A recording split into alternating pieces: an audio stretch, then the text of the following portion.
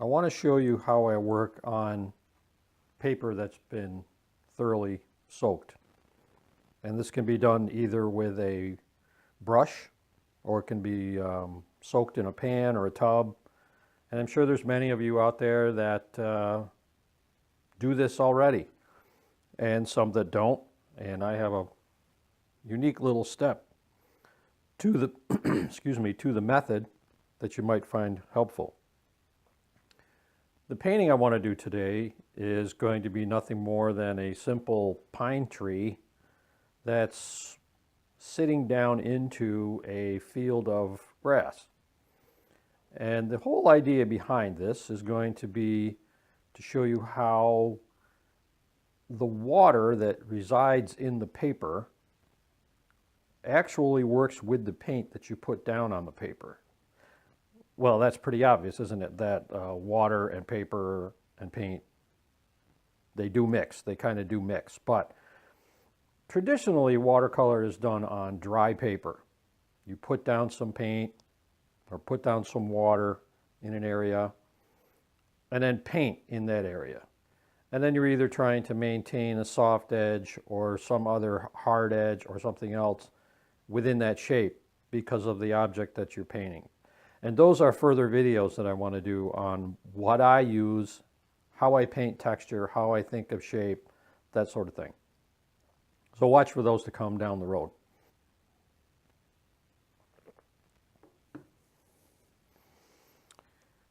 All right, so first and foremost, get your brushes wet so they're ready to work. Nothing like picking up a dry brush and not having it ready. If you think about it, we pick up a sponge to wipe something up off the kitchen floor or the countertops or whatever. We wring it out, get it wet. Well, think of it the same way, that you want to wring out your brush and get it wet, or I'm sorry, not wring out your brush, but get your brush wet so it's activated and it's all ready to go. Instead of picking up a dry brush off the table and finding that, oh, I never even touched this thing yet, I've got to get it wet. So let's try drawing a little bit of a tree here. I'll put it off to the right, let's say, and I'm going to try to make an interesting shape, and I use this just as a guide. And maybe there's a trunk right here, so I have to make a little bit change. And I'm going to watch what I draw here, my overall shape. I want it to be interesting. I don't want it to be uniform or symmetrical about the trunk. And in this case here, that you may not even see the trunk sticking up out of the bottom.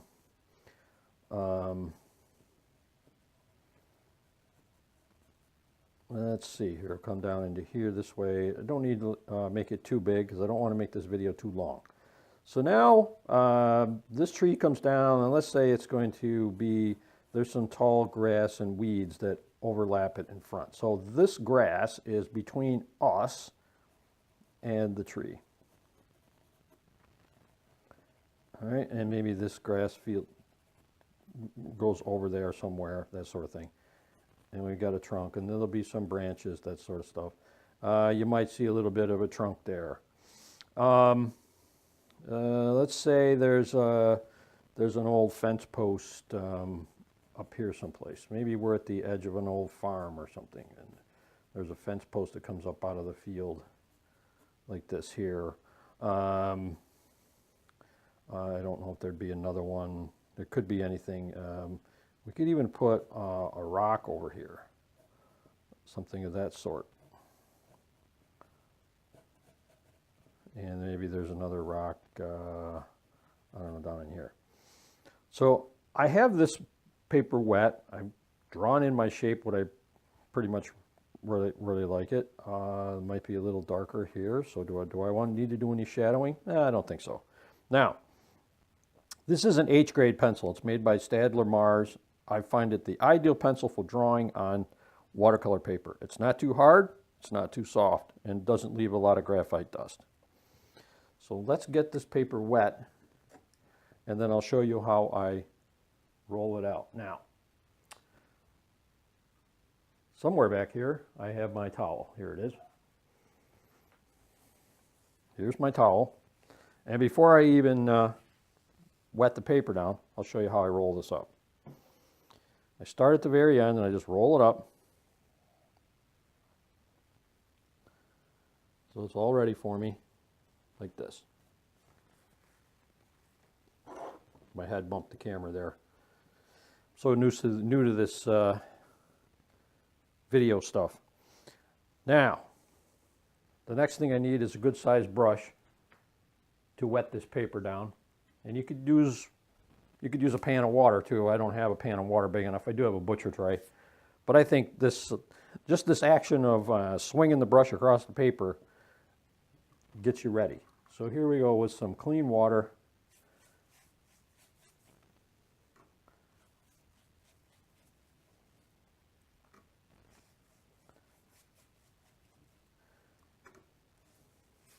Covering the entire sheet.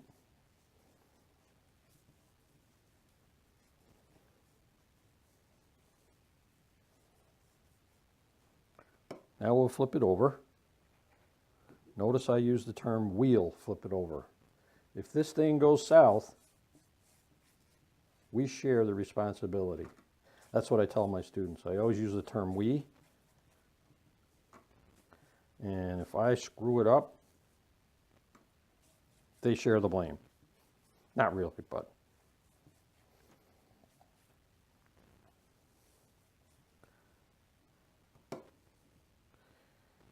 Flip it back over.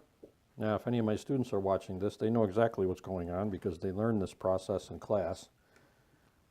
And they're getting better at it. You're all getting much better at it. It takes time.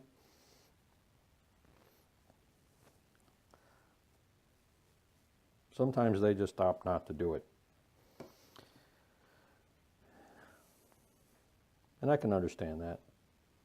It can be a little frustrating. It's easier just to paint on the wet paper.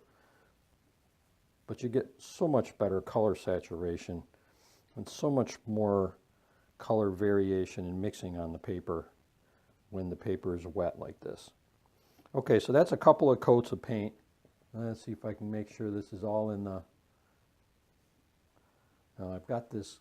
I'm sorry about this glare up here. I don't know if I can swing that light out of the way, if that's going to change anything for you, or makes it less bright. I guess it doesn't hurt, does it? I guess I'll just leave that.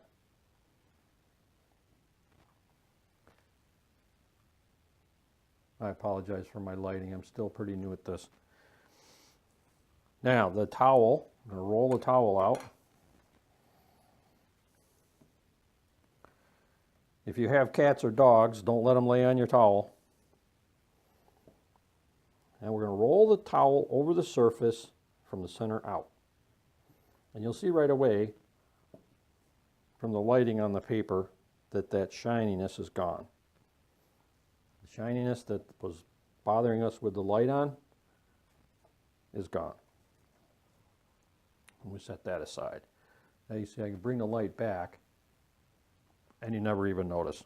This paper is wet. There's lots of water on the bottom, and as the surface starts to dry, the paper will start to suck up the water from the back. It's trying to suck it up. It's if I took this wet sponge, this damp sponge, and I put it on top of a puddle of water, it's going to draw that water up through the sponge.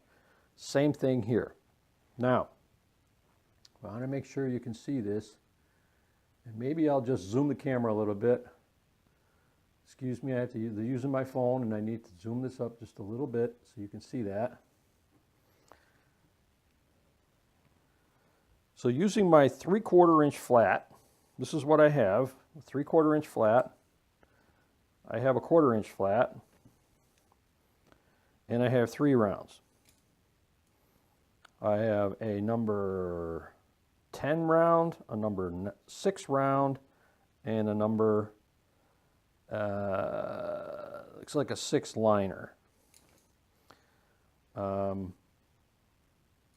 should be all I'll need for this example today.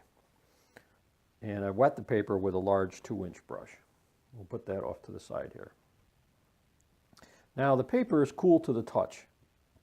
Always use the back of your hand. There's too many things with lotions and aftershave and whatever else might be on your hand.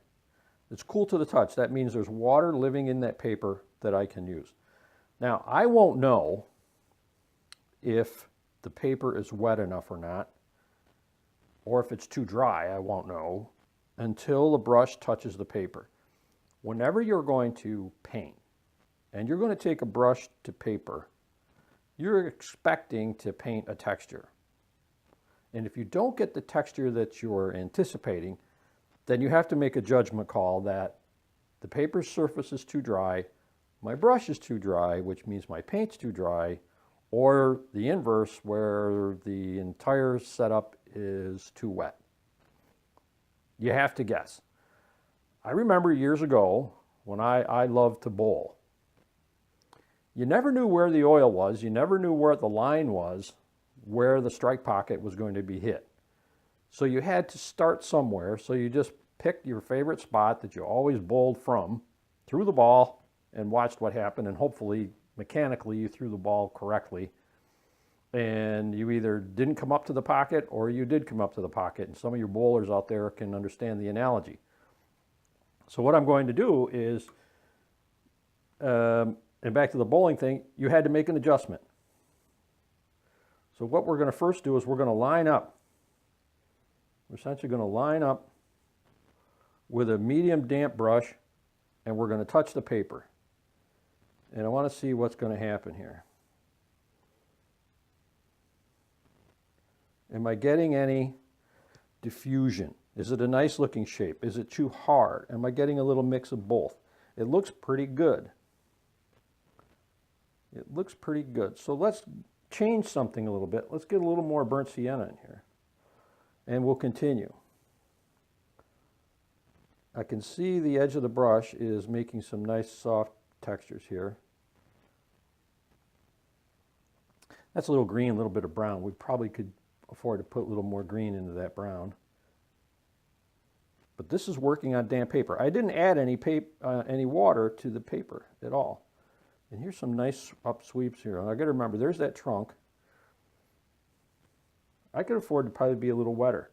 So I'm going to make an adjustment. I'm going to add some water to my brush. And actually, there's not as much water as I would prefer to have, but we're going to go with it. In this case, though, I could add some water, clean water, to the page.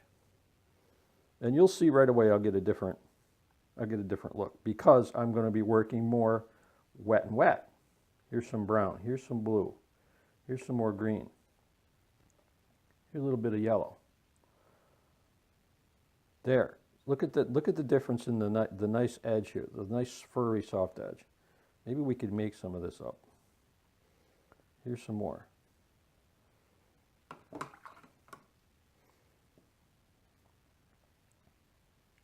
Now you can see right away, just by the fact that I've made the adjustment, that the edge looks different. I probably didn't wet the paper enough. But I think you're getting the point that you can work on damp paper and not have to worry about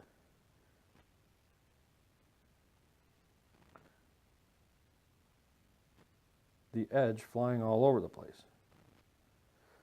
Look at this edge. This area right here is much more pleasing than that one. How do I get back at that one? I'm not sure yet. Let's see. Come to here. You might have to make some more adjustments here. Here's some green. Look how nice those colors are mixing on the paper, because the water is in that paper. Here's a little bit of another little more burnt sienna. Get down into here. And this is just the beginning shape. I can go in here with a round brush in a minute and I'll modify it. Let's get down here toward the bottom. And this is the spot where I really would like to make sure that this edge, what I call the interlock between the tree and the grass, is drier. So I want to come down here and I want to kind of create an edge that looks more like a field of grass. I'll lay the brush on the side and make an edge to the bottom of this tree shape color that looks different than the tree itself. It has to be because I am touching another object or shape.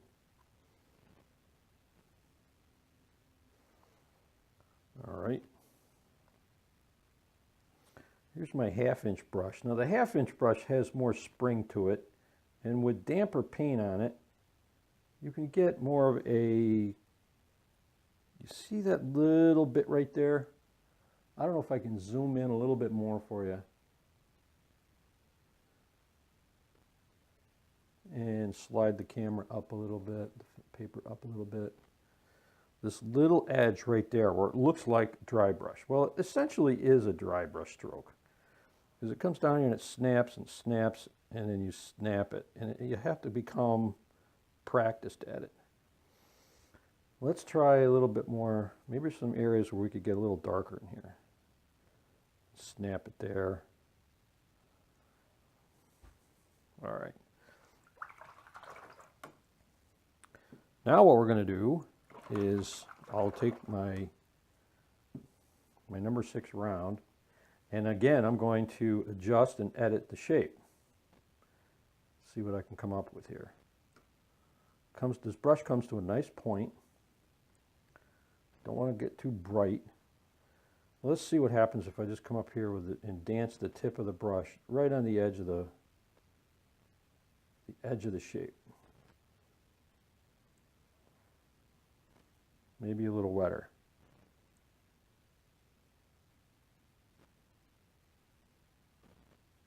Here, this brush is a little long for what I want to do.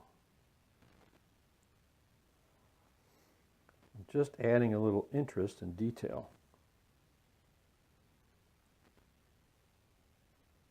Don't care for that fork right there, so I'm going to make it something else.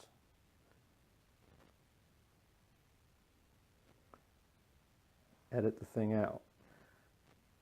The tree trunk is standing right about here, so let's put a little tree trunk right here. You can see that it shows up there, comes down here like that. Let's go back out to the outer edges again. Let's see what we can do here. Here we can have a little bit of interest in this odd looking shape, and here we can come out here a little bit more, change this up here.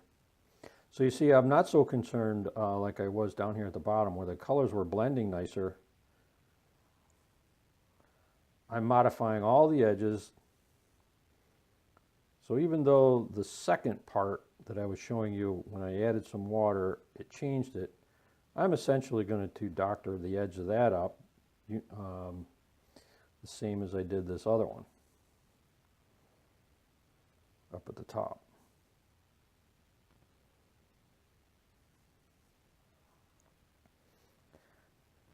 Now, I am always after myself to leave more openings in the trees. I want to be able to see through my trees more.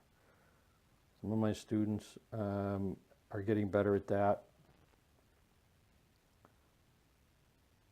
I guess I'd be better at it if I purposely planned them more.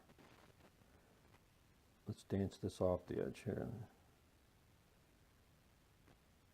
That little edge detail that you're looking for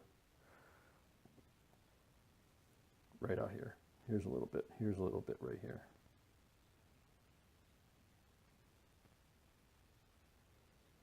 That's a strange looking shape right there, that thing.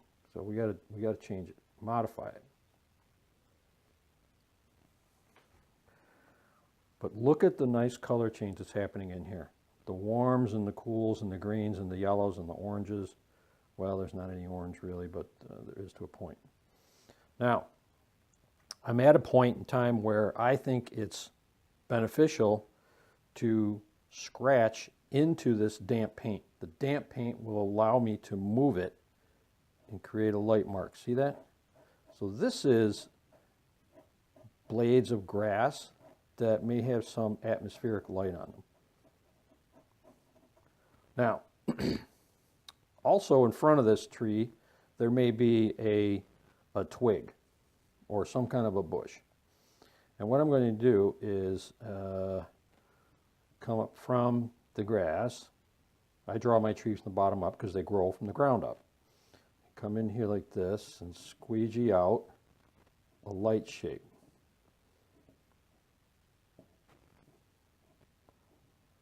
As time goes on, and hopefully you watch more of my videos, you'll see this application used quite often.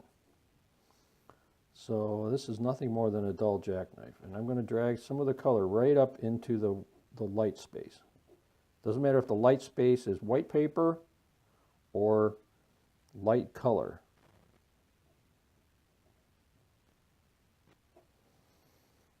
All right, now it's a little dark. I've gotten back to the lower side of the paper a little bit, but let's see if there's anything else I want to add before I move on to the next phase. Let's put a little bit more color here. Like this, like that. I just realized I have to go get my blow dryer because I didn't plug it in prior to the demo, so you'll have to excuse me as I step away.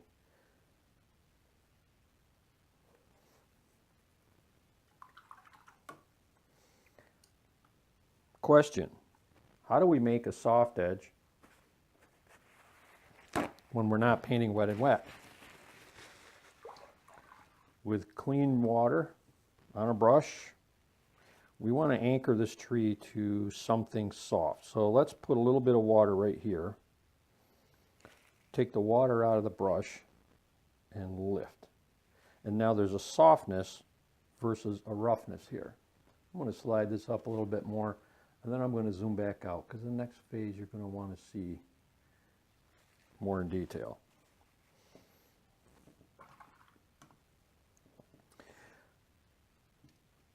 But how about this rock over here?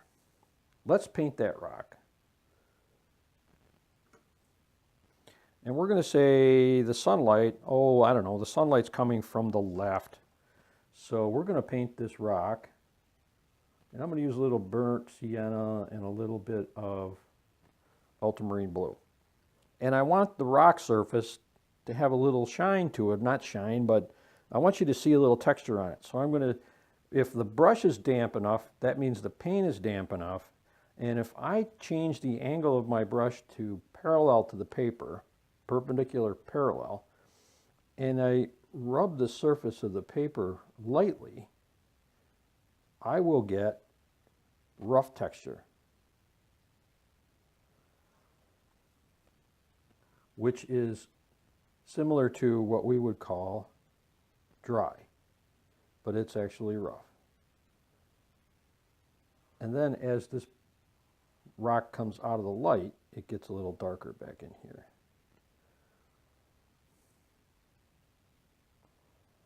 It gets a little darker back in here.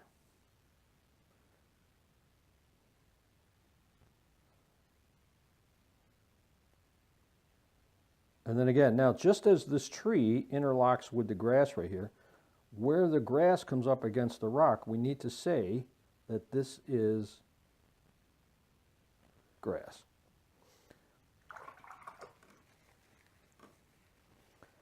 And I will, again, create a soft edge, let's say right up in here where the sunlight is, and dry some of that. Maybe there's a little bit of softness right here. Dry the brush out, and then pick up that water to make a soft edge. If you didn't know better, and if you could isolate visually what you're looking at here, you could say this is a rock in the snow, or that's a rock in fast-moving water, wouldn't it?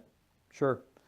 And then with a jackknife, you can add a little bit more interest to this rock by scraping in some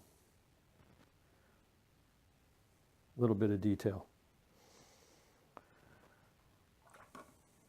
All right, as I said, I need to get my blow dryer, so I'm going to step off to the side and grab that. because I need to dry the paper for the next phase. Now before I do that, I have some clips. As the paper starts to dry, it will lift off the paper, and usually it happens at the corners. So what I'm going to do is clip down the paper, because I can see it's already starting to dry at the bottom edge. And this is all I use to hold my paper down. I wet it, roll it. I can work on it for quite a while without having the clips in the way, and then I can paint. So now I'm going to blow dry this part. I'm going to turn the microphone off so you don't have to listen to it. Oh, what the heck. This is painting class. You could listen to that. I'm just going to dry this area right in here.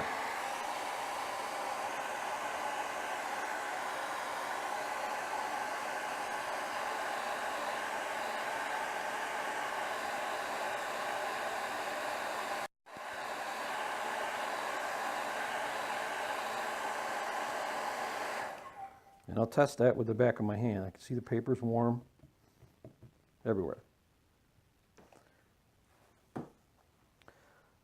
So to paint the grass, this lower part, we put down some clean water, and then we can take that wet color, the yellow brown with a little bit of green in it, up into this tree with one stroke. Right now you see high contrast between the green tree and the white paper. We're going to change this white paper to another color, but maintain the integrity of this edge. So clean water, but not right to the edge. Clean water, but not right to the edge. Then mixing up a little bit of yellow, a little burnt sienna, maybe a little bit of green, a little bit of brown, a little burnt umber perhaps.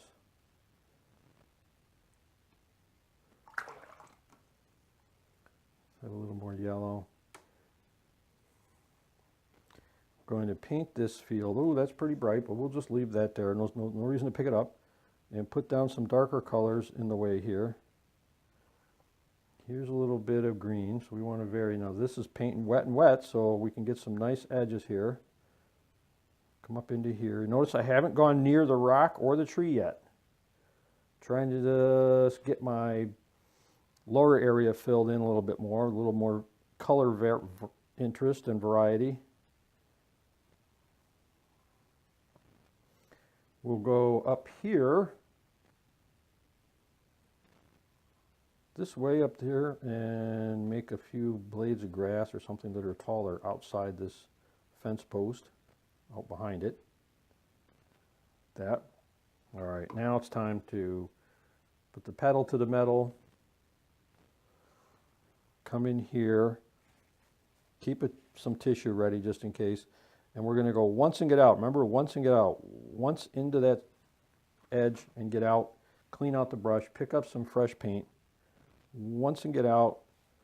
We're not going back and forth to pollute our nice ground color. Once and get out right there. A little bit more yellow, maybe a little bit burnt sienna. The wet paper underneath is still active except for where I have hit it with the blow dryer. Coming into here, once and get out. Here's a little bit brighter lemon yellow. Once and get out right there. Clean out the brush. You have to be disciplined at this. Sometimes you get lucky, you can go one or two strokes. There's one, there's one. Now there's a square edge I don't like, so I'll just soften it up and change it. Here's a little bit of change over here by this rock right here. Once and get out. There. I tried it twice. I was kind of successful at it. Any areas that you think you'd like to have a little more concentration of color, a little heavier pigment in the area, right here. Here's some foreground weeds that kind of just dissipate into the, keeping the foreground simple. Something of that nature. I mentioned scratching with a jackknife. This was done when the paint was kind of pasty. If I do it now into this wet stuff, I'll get a dark mark. Watch. See the dark mark form? See the dark mark form? I'm realizing I'm looking at the camera and I can see that you can't see any of this. My apologies. Dark form. See these lines forming? Right there. Let me zoom. I'll slide the picture up.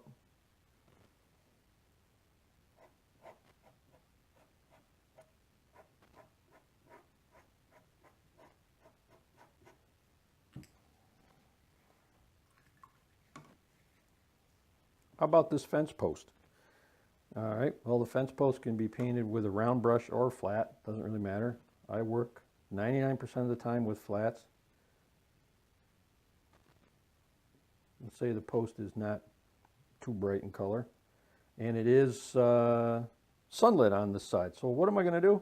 I'm going to sort of stab downward on the paper and make this post a little bit rougher texture on that side. That's a little bright. That's a little bright, so maybe I can change that up a little bit. Doesn't appear wants to do much. Well, then you just have to make something out of it. Here's a little bit of blue. Come down into here. And we want our post to look like it's coming up out of the weeds. So when it gets down to a certain point, it's either going to blend in with the weed color, or again, we're going to soften it up here. So now it looks like it just disappears right down into the weeds.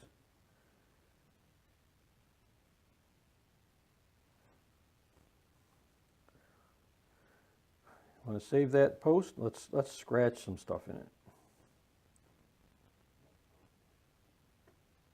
That. Let's try a, say there's a brace somewhere on this. Now I know this is wet. If I hit that and the brush stops, I'll bet there's going to be a round blossom there. I can't be sure. I can't be sure, but I think what I'll do is I'll just say that there's a brace right here, like that.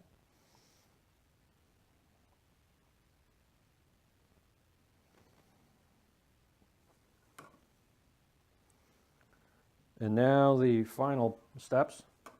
Any kind of line work with the brush for the bare branch twig coming up from behind the tree. We need to bring this down again now.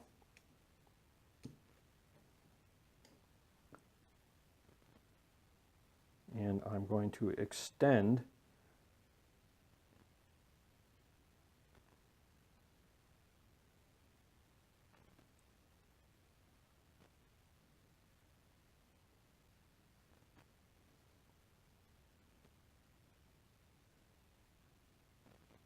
I didn't scratch very well through there at all. I'm not opposed to maybe grabbing a little bit of opaque white, striking a little bit more in there. Here's some branches on the tree trunk.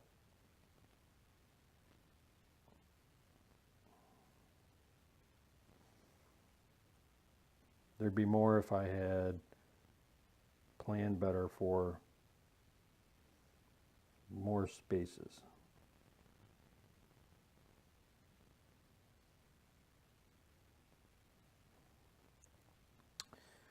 All right. One more hit with a blow dryer and some final detail.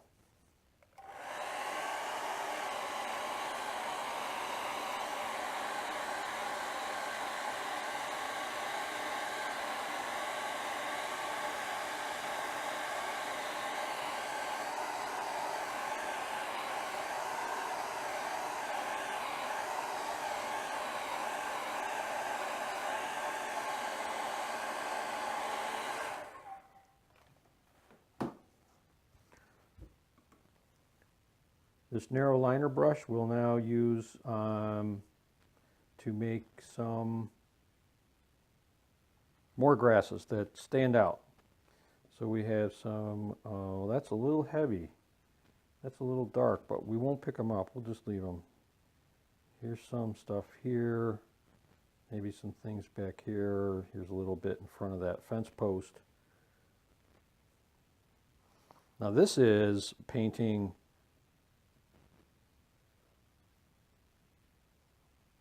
wet on dry, or almost dry enough.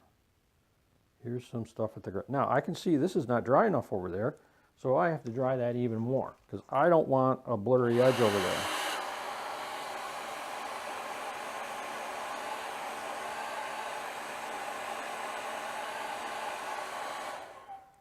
I don't think you can see this. I'm going to slide this up again and zoom in for you. This stuff right here, it's not very crisp, not like these things, these lines here. It was too wet there, so I got this fuzzy shape. I want that drier.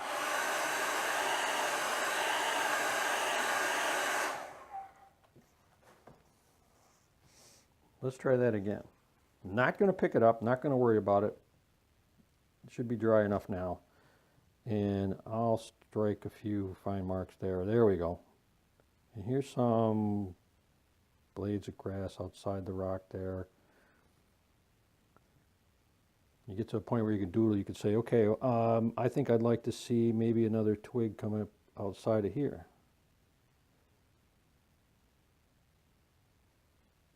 Something like that. Maybe this twig grows in front of the rock. Didn't plan that. I'm just sort of playing around now. And then a little bit more interest here in the foreground area. Not too much. Light marks, very light, quick marks. Just find the paper. Just find the paper. Like that. So that's the demo for what it's worth. I worked on wet paper. I drew a shape before I wanted to paint it and rolled it out. And then, as I said, I couldn't tell how wet or dry the paper is without the first touch of the brush, and my best guess at what moisture I was going to have in the brush, and then causing, okay, what moisture am I going to have in the paint? I don't know. The whole intent was to work on the damp paper, paint this nice varied shape in this damp environment with a reasonably damp brush, and sometimes I wanted to go wetter, I could.